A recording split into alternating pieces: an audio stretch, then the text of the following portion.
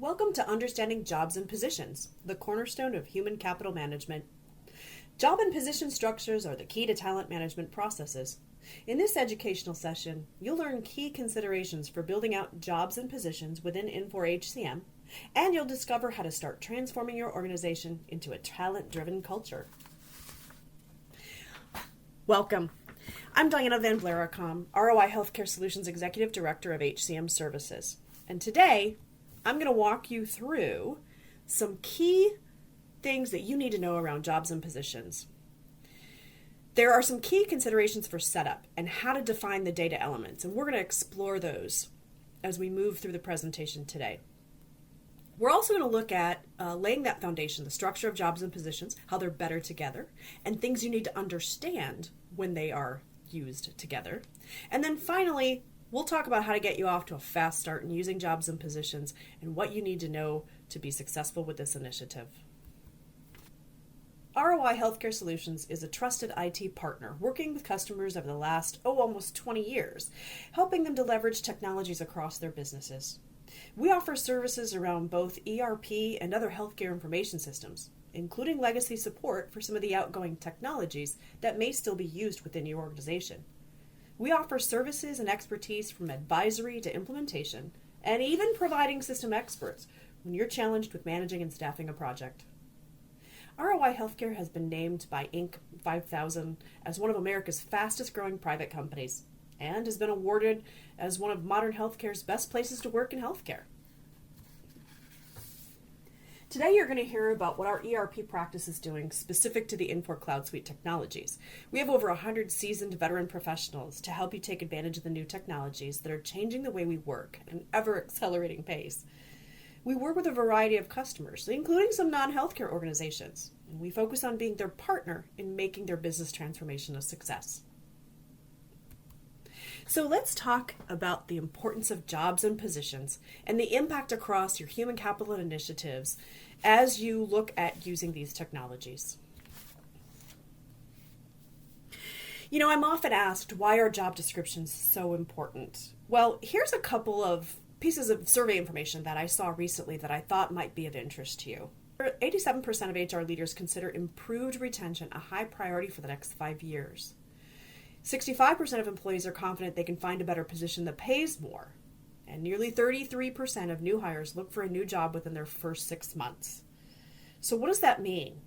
That means that our leadership within your organization, they're looking to make sure that when you do find good people, that you're able to keep them. Those retention efforts become very, very important.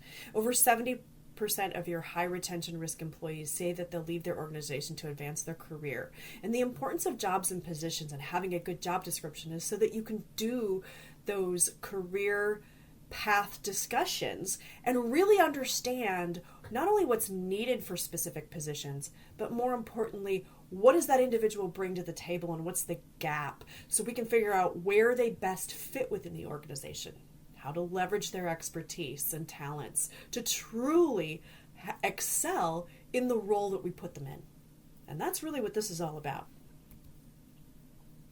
So there's 5 key areas within human capital, and I want to explore just a little bit with you on how jobs and positions and those definitions are impacted in each of these areas. So when we look at the 5 areas of core HRMS, recruiting and onboarding, benefits and compensation, learning and development, and then ultimately that long-term planning and around succession, this is how jobs and positions will impact things. And you can see that there are several listed for each here, but when you really think about what's going on, for example, when you look at that core HRMS, think global HR, or back in the day of the Lawson S3 applications, our friend HR11, the job and position was really how we defined the FLSA categories. So is it exempt or non-exempt, full-time, part-time, all of that stuff. We also can tag the licensures to these roles. So when we think about a position and what might be required for a position, in healthcare we've got certification and education that's required, licenses, being in your nursing license. We see similar things in other industries, K through 12 in the schools, they also have to have a license to teach. So take a look at your business, your industry, and think about what those requirements are. And those are things that we can tag to the position so that we know exactly what's required. And that helps us do that gap analysis later on. So quickly, just to run through the rest of these, you'll see that the importance of these from a foundational perspective is within Infor HCM, it creates that org structure and it drives the automation for those self-service features because we define the roles and the reporting structure of the roles, and then we put people in them. So if you think about it, people move into and out of positions, but the positions themselves should not change that drastically. We can also determine, if you need any vaccinations, and then of course it's going to feed into our headcount and budget processes. Recruiting and onboarding, very significant here. This is where we can, utilize that position description to create the job postings and help with those templates and feeding through some standard definitions around what we're looking for. Of course, depending on what position you're in, you might get specific benefits or compensation might be a little bit different. From a learning and development perspective, and along with succession, this is where we start to see the ability to have that gap analysis. So if we have a position and we have not only those core things defined, I usually say there's two pieces to it, right? There's the payroll kind of stuff that you define, and then there's the talent stuff that you define, and the blend of that together gives you that good job and position structure and definition. But when we think about learning and development and succession, it's really the talent side, right? We want to make sure that we have someone in a role, we know what they're doing, they know what their responsibilities are, but we also know what is required of them to be successful in that position. And that comes down to that competency, skills, credentials, and education. And then same thing as we look at long-term planning, this is really around where do I want to go as an individual within this organization? And now we've got these tools that we can present up through self-service to really allow individuals and managers to explore what their options are. So when you think back to those survey questions, those percentages that we just talked about, wouldn't it be great if you had some really good people in your organization and instead of looking to leave, they were looking to figure out where else in the organization they can go, and they have visibility to that instead of thinking, oh, I have to leave to advance my career. We need to change their mindset to being, where inside this organization can I move to advance my career? And so that's the importance of, thinking about it from a long-term planning perspective. All right, so how does this fit together? They're, all of these modules that we have are kind of like little Lego blocks that all fit together to make this Cloud Suite HCM solution. And the foundational piece of that is global HR, and that's where we define those jobs and positions. And when you license global HR, you get quite a broad set there, as you can see in the red frame. And then all the talent stuff kind of sits on top of it. But what's important to understand is every single one of these will use a position definition in some form or fashion. We're going to use it for the structure and some of the pay items within global HR. Benefits, it might be if I'm in a certain position or a certain FTE that's defined, I'm going to get a certain benefit. Absence, same thing. Position budget management, that one's pretty obvious, right?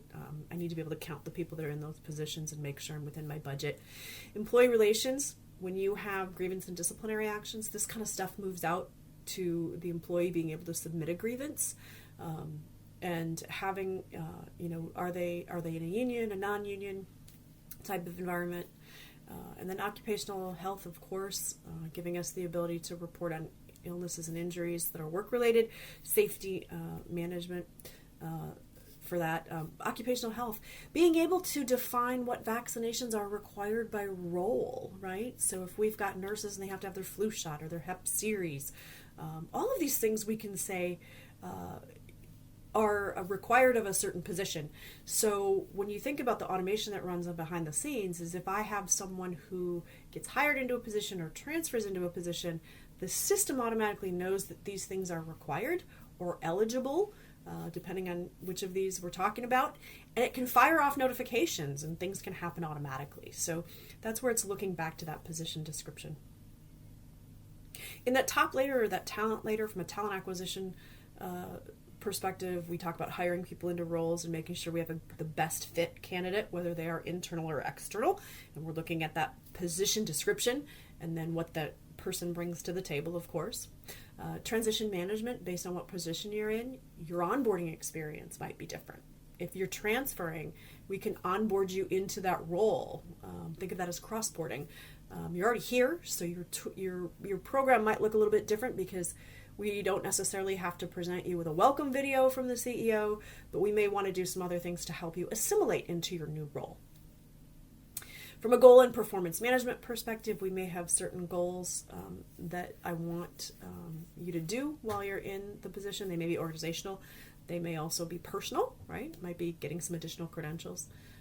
Performance management can look at your position and pull in attributes into that appraisal. So the appraisal is now not a generic document that everyone fills out, but it's specific to your role, and it can be more meaningful that way. Compensation, of course, how we reward for the behaviors that we're driving through goals and performance. And then, of course, development planning and succession, when we think about learning opportunities, training, career paths, tying that to understanding what our organization needs, what our bench strength is, who has what competencies and skills, what are the gifts they bring to the table, and where can we have them move within the organization instead of having them move on to another organization, back to our retention discussion. So very, very important all throughout all of these modules. And that's why it's so critical that from a job and position structure, when you're doing this implementation, looking at the configuration, and even if you're already implemented and you want to take a look at potentially, just amping up your game a little bit around positions, maybe redefining some of the definitions, very, very important to have that big perspective as you go through that. All right, so let's talk about laying the foundation, the components of the job and position structures, and what goes into it. So when you are configuring the system, you are going to set up your jobs, your job components, your defaulting rules, and then the same thing for positions. You're going to have the positions, the defaulting rules, and then all of the attributes of the position itself. And the easiest way to do this, if you're starting from scratch, is to take a look at using the Microsoft add-in Spreadsheet Designer, right? If I'm an existing S3 customer or I'm coming off of another system, if we can get it into a spreadsheet, it makes it easier for us to sort and filter and swizzle things around so that we can look at a department at a time, or we can look at a group of people at a time, or a group of jobs at a time. And what we can do then is create the data definitions that we want, and that tool, that Spreadsheet Designer tool, allows us to upload those into the system. So it's very easy from an end user perspective for us folks in HR, and maybe we need to get some feedback from managers or whoever's involved in this process. Spreadsheet Designer, I think most everybody in the world of business today has used Excel at one point or another, and it's a great tool because we don't have to train anybody on it, right? We already know how to do it, and then we can take that information, format it, and send it right up to the system.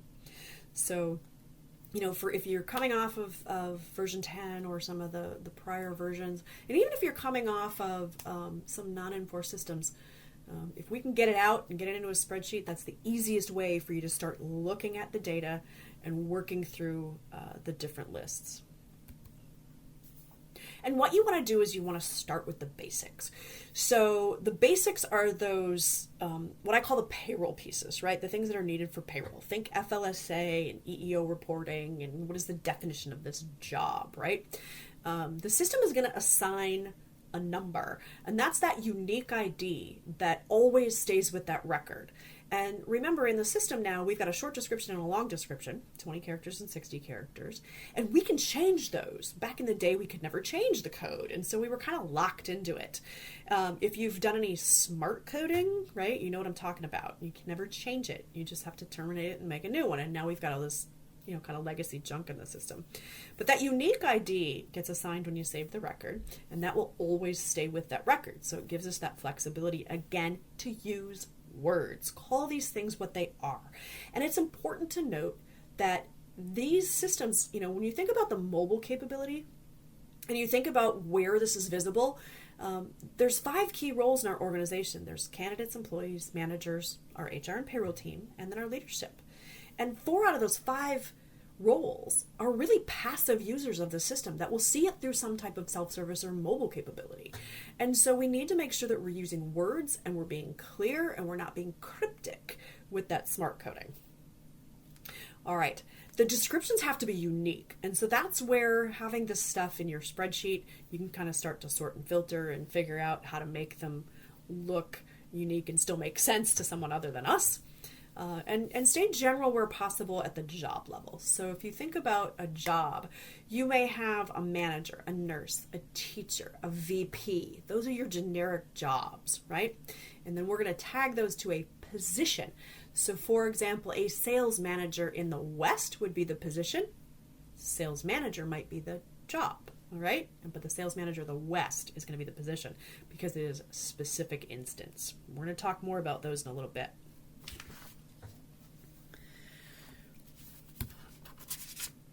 All right, same thing for positions.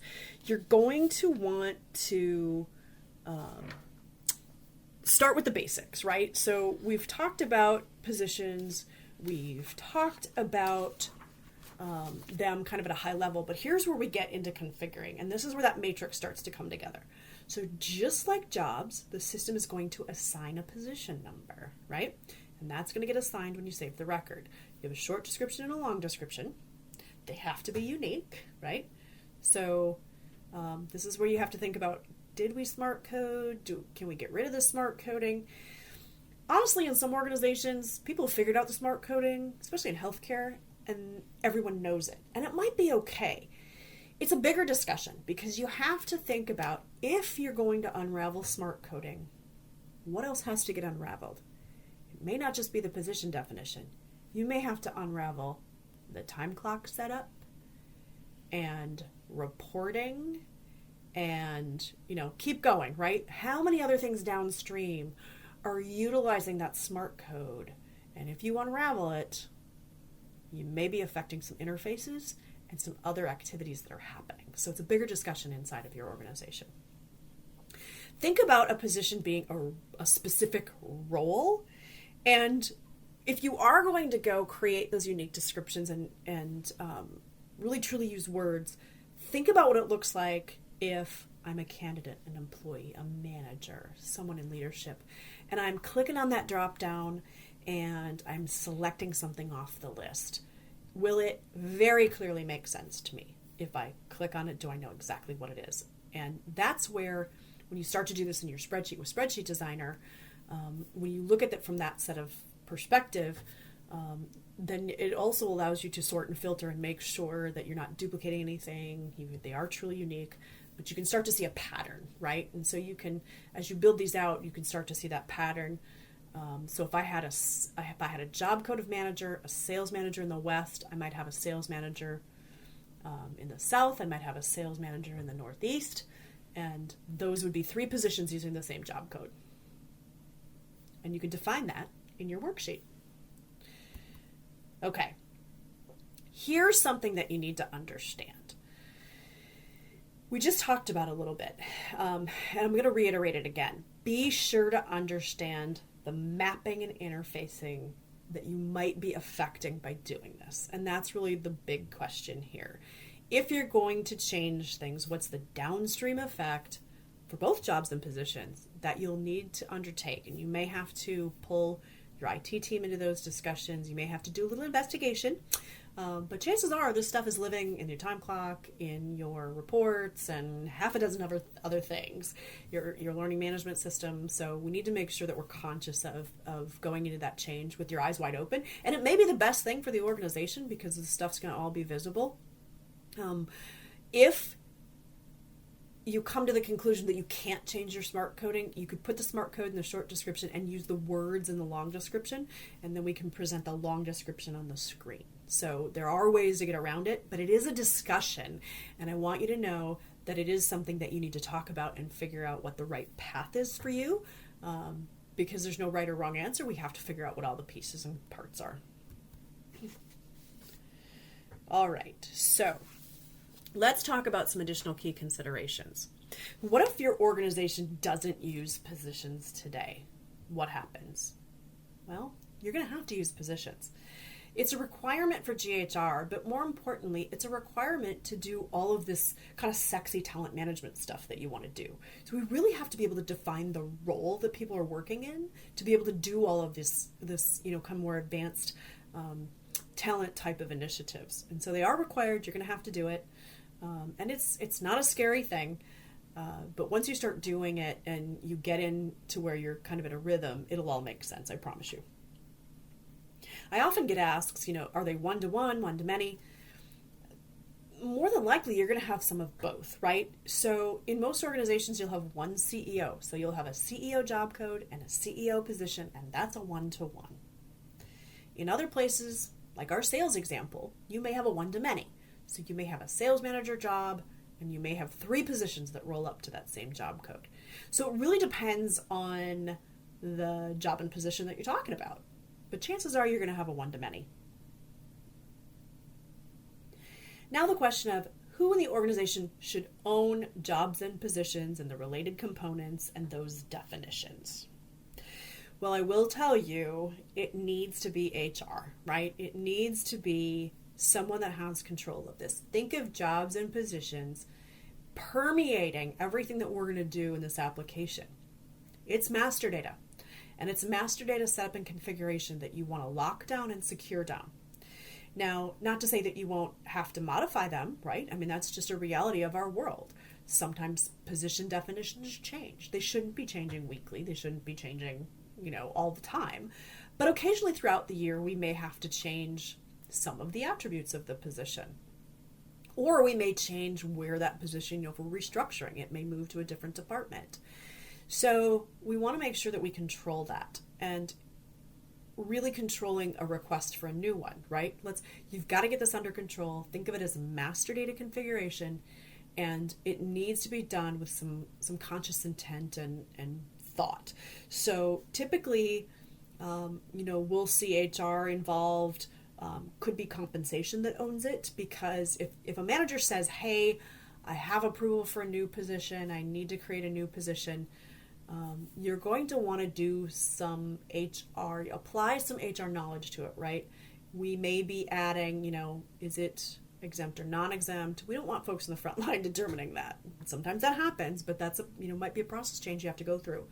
Someone in HR, typically comp, is going to sit down and do a job evaluation and say, is it exempt or non-exempt? Is it full-time, part-time? Are we splitting the FTE? What's the salary grade range for this job? If we're going to hire into this job, what's the approved grade range or the appropriate grade range that we should be hiring into? So all of those things are more kind of HR functions. So you're going to have to figure out who the right person is in your organization. A lot of times you'll have to loop in the recruiters so they can work on filling in the position. But typically this is owned somewhere in HR with comp and recruitment and a few others involved in the process. All right, setting up all of the job and position components. When people start to look at these definitions, I hear, wow, that's a huge effort. Yes, you're right, it is. But it is so critical to the success of talent management programs. And I always get asked the question, what should we do first? Well, focus on what you need to get people paid correctly. And that's that job and position, the summary detail, that first page. Focus on what you need to do to get them paid correctly and what will allow them to perform work. So, for example, on a job and a position, it's going to be the basic information and then maybe credentials and education. All of the competency stuff, all of the skills and education, that can come as a secondary effort because you kind of need to have the jobs and positions defined anyway. And honestly, that's a whole other webcast because competencies and skills, usually within organizations, we've got, 20 different iterations of the same thing of what we're calling it. And so it becomes a standardization exercise that we have to go through. Sometimes HR has things defined on the job description. We'll see it on the performance appraisal, and we'll see something completely different over in the LMS for learning. So we've got to get those all tied in sync because they use the same data library, and that's a whole different effort. But for this first pass of what you're trying to do, focus on what people need to do to get paid and perform work. And that's the basics and credentials and education. All right. So why is the complete configuration necessary? Why would I spend all that time doing it? Well, that's easy. mobile and self-service features, anything that you're looking at there, it all depends on the field defaulting to be in place behind the scenes. So if you see the quick little 5-field thing that managers can fill out, that requires all the position definitions and all the defaulting to be in place. So if you want ease of use, then you need to do the work up front, and it's as simple as that.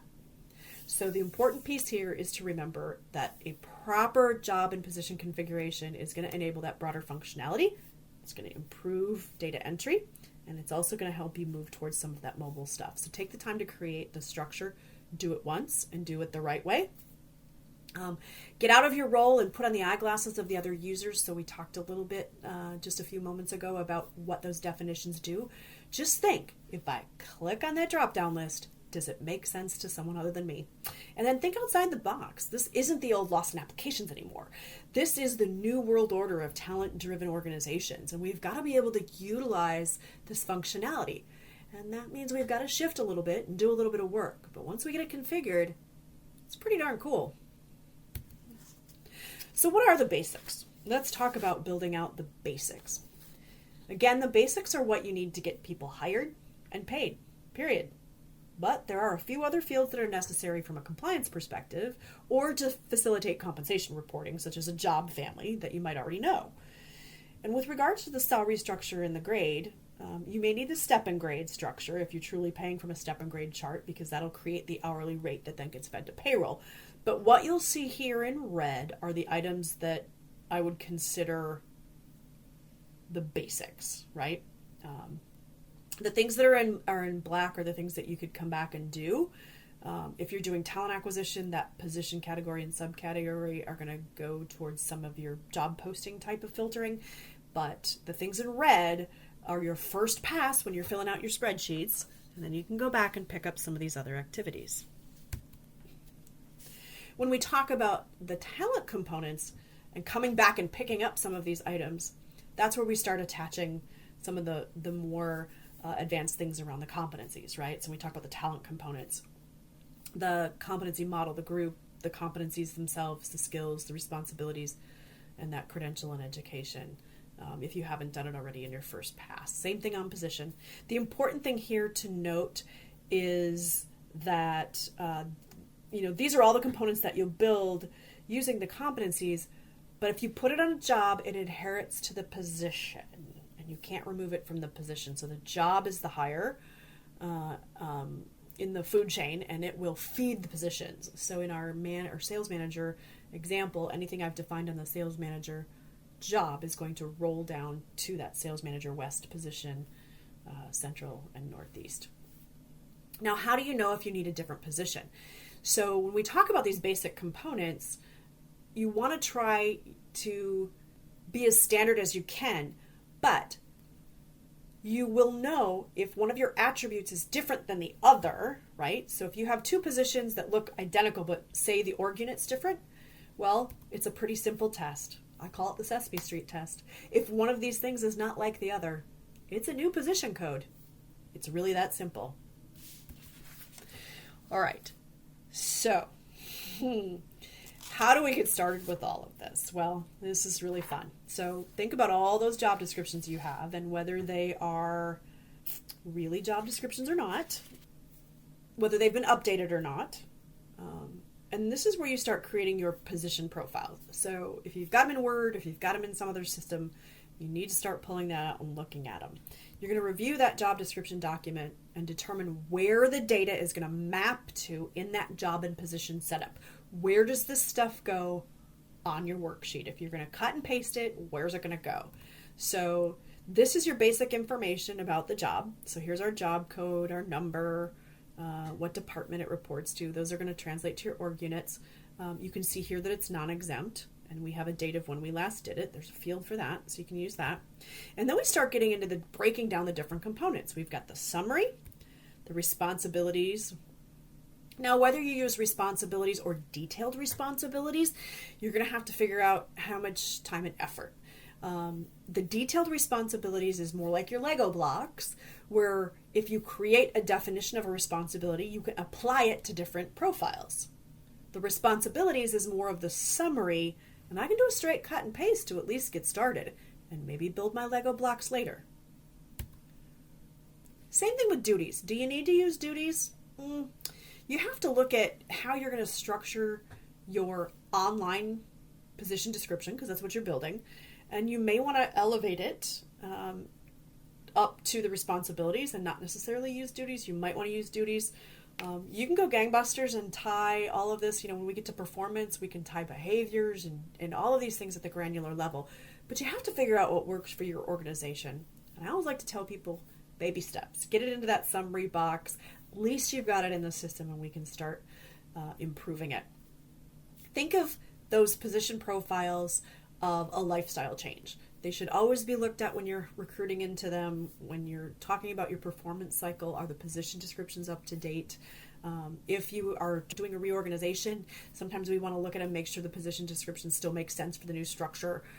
This is an ongoing thing, right? It's a lifestyle change that you have to get used to doing and managing that master data. All right, mapping the rest of your job description, understanding the difference between a competency and skill is going to be important when you get to actually doing the system setup. So here on this job description, we're showing the competencies and skills and then other information. And think of the competencies as the behaviors. There's the things you observe, right? Skills are something I can test for. So think of communication. This is the example I like to use with everybody because we always say communication skills. Communication is a competency.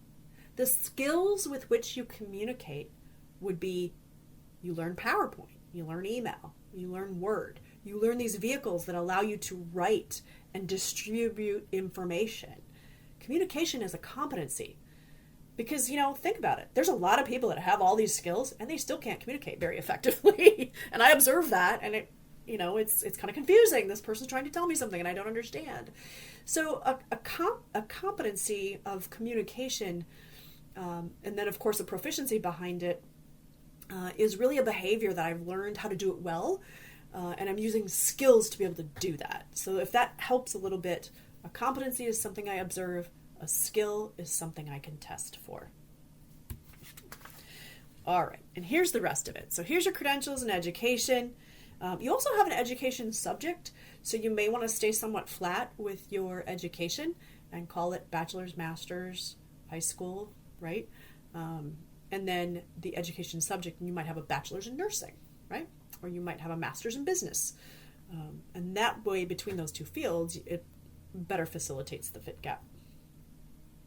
Your working conditions, you're going to want to work with your risk management team, your folks that do workers' comp. Make sure that these are all following the standards of how you're defining things.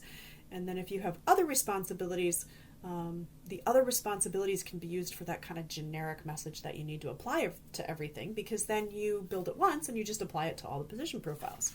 So it does take some thought on how to build these out. But again, it is doable. You're doing it now. You're just doing it either on paper or in Word or some other software. We need to get it into the system so that the system can use it for all of the talent components. All right, how do we get to the path to success? Well, you plan the work and you work the plan, right? Let's talk about creating your plan. What do we do to facilitate this? You're going to download any existing definitions you have into a spreadsheet. We talked a little bit about that earlier. Get this stuff in a spreadsheet so you can manipulate it, move it around, be able to sort, filter, look for duplicates, that type of thing. Look for any missing information, inactive codes, duplicates. Do that first. Look through and see, is there anything, if you're coming off of version 10, are there position codes that we're not using anymore? And are they showing as inactive? If they're not, we might want to update version 10, but don't bring old legacy information that you're not using anymore into the system if you don't have to, okay? Clean up that data. And then if you're going to redefine your job and position matrix, if you will, think about what we talked about earlier. Get that new perspective. Think about how things show up on reports, what you need for compliance reporting, what you need for compensation surveys, that's that job family. What other industry trends and contemporary terminology is being used, right? Think about it from a manager, an employee, and a candidate perspective. And when they click in the system and they hit that drop down, what are they going to see, and will it make sense to them? You're going to have to determine your one-to-ones and your one-to-manys. The first thing you can do is just go out and collect everything. Thankfully, in healthcare, we do have an initiative every year where we go through and make sure everything is updated in case we get audited. But, even then, there may be some that are missed. And in some industries, it's kind of a once and done thing, and we never look at them. So think of this as an opportunity to really breathe some new life into these job descriptions and maybe update them and make them more contemporary. And then what I really want to stress is create a project around this. Create a project team, assign roles, get a project manager. Internally, it doesn't have to be a big group, but you want to make sure that you do focus on this being a real project. Because as you know, in HR, other things always get in the way. Life gets in the way, day-to-day activities get in the way, and we have to have a focus on this or it's just never going to get done. And it is so important and critical, and that way, if we have a team of people who are committed to it, you can schedule a few hours every week. Maybe it's a day a week and you all get in a room and you work through stuff. Figure out what works for you, what time you have available, who's available, and most importantly, has the knowledge. And then treat it like a real project so that every week you're making progress. All right. And then really just, schedule regular checkpoints, have a real project plan. Again, get people in the organization to help you manage that. If you've got people that manage other IT projects, you might be able to snag a good project manager to help you out. So let me show you a couple tools that will help you do this.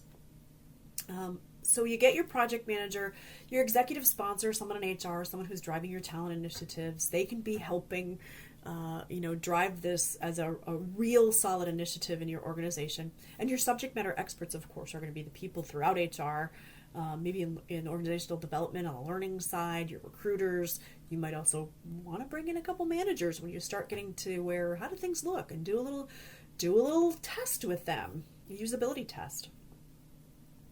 All right, and then what you want to do is, again, define that project plan, have a real solid path forward, and have some goals. I mean, really, figure out and be realistic. I think this isn't something that you're going to do in a matter of a couple weeks. This is going to take a bit, and it's going to take some focused effort, really. So treat it as a real project. Now, when we talk about getting to the competency piece, again, treat this as kind of another project. So when we look at defining our competencies and our skills and our credentials and education, think about what that looks like to the outside world, and most importantly, test this out. So when you have a competency and skill and you're going to apply it to an appraisal and you're going to use it in a job posting template, test this stuff out. Create a test plan, see what it looks like, rope in some folks, not necessarily like a user acceptance test, but get them in as early subject matter experts. So maybe you've got someone who, you've got a few managers who are, pretty progressive thinkers, and you want to walk them through some of your scripts and how things are going to look. They may give you really interesting feedback based on their perspective of not being a user who's in the application every day. And, same thing with an employee. If you think about an employee being able to update these talent profiles, I go out and I'm taking a night class and I'm getting an additional skill or competency. How would I go in and add that, and how would it get approved, and what does that look like? Is that process easy? Does it feel good through self-service? Think differently about how you're going to roll this out and what you're going to use to kind of vet what you're building. All right, other things you need to think about. We talk about the basics. Do that first. Your words, not your smart coding. Figure out where to start. Where do you start? You might have 1,000 jobs and 6,000 positions in your organization. Start with the ones that you recruit for the most. Do one department at a time. Do the HR department. That way you can get your process down without affecting everybody, right? So figure out where the best place to start is for you. But typically, if you're recruiting in healthcare, for example, a lot of nurses, those might be the jobs that you start defining first. And then again, create that working plan. Get other people involved. Don't forget that if you have unions in your organization, you may need to, if you're going to change up the job descriptions, you might have to get some approval from the unions when you do any kinds of changes, so consider that. And then think through the whole process, right? So now that you've done all this work, what are we going to do? What's the process going to be to update them? What happens from a compliance perspective? If we've got it in the system, are we managing to, yes, we reviewed it on this date and we're filling in that field so that when we get an audit, we can just run a report, right? Think about the bigger picture here. Create that project plan, and then once you have this new process and you've got all this stuff cleaned up, communicate the new process and hold to it. Don't fall back into your bad behaviors so that your stuff gets out of date and we're circumventing the process. If the process is there to create a new position and get approval and then create the definitions, when someone comes running down the hall with their hair on fire, hold to your process, because again, I can't stress it enough. This is master data setup, and it's super important that you keep it intact, especially after all this work. Now, if you don't have job descriptions, or you think that you need to do some updates, there are a lot of free resources out there for you. If you're a member of SHRM, the Society for Human Resources Management, there's a lot of great job descriptions out there you can start with. One thing most people don't know is there is an international standard classification of occupations, and these are basic definitions of jobs, and they're used all over the world. So if you're a global organization and you want to compare a job in one country versus a job in another country, there's actually a code that's used to match those. And this site actually has a lot of good stuff that you can go pull. So if you're trying to figure out how to word your responsibilities or create that job description in the first place, between these two sites, a lot of stuff and it's there for you to take. The ISCO codes actually has a downloadable list of things, so dig around out there, you'll find lots of good information.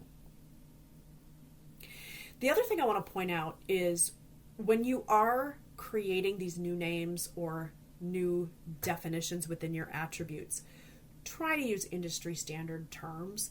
The credentials and education is an easy one, credentials specifically.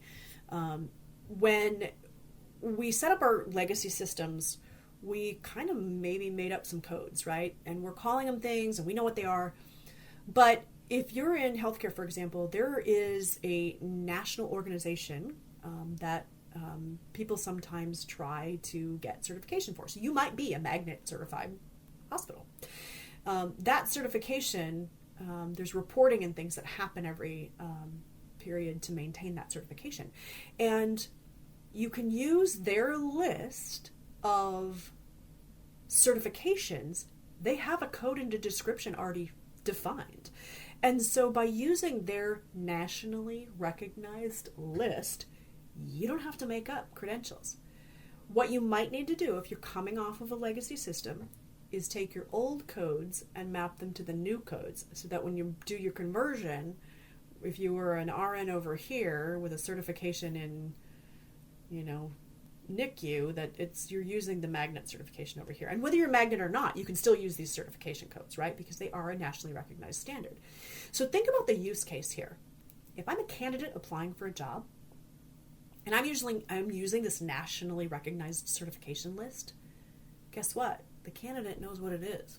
The employees know what it is if they're applying for another job. And so that's where we talk about some of the standardization can start to happen. It's well worth the effort to move to a standardized list whenever you can, because it becomes easier as we start to roll these things out more forward facing. And if you're looking for that list and you can't find it, you can't remember the link, just go out to Google and Google Magnet National Certification Codes, and it'll bring up where you can get to the list. It's an Excel spreadsheet. You can download it, and then it's already in an Excel format. So working with that data, doing your upload, doing your transformations on your old data will make it pretty easy for you. So lots of good resources for you there that you'll be able to use as you go forward and start planning your project. So I want to thank you all for joining me today, learning about jobs and positions and the importance of them as we move through our talent initiatives. Here's my email address. It's dvb@roihs.com. If you have any questions, you need those websites, or you would like to engage our team to work with you, please do not be afraid to reach out. We're happy to help. and looking at helping you to have success with your projects. Here's our entire team, our sales team across the board on the top, and then of course myself, Executive Director of HCM Services, along with Donna Booth on the finance and supply chain side, and we are happy to help with anything we can. Thanks for your time today.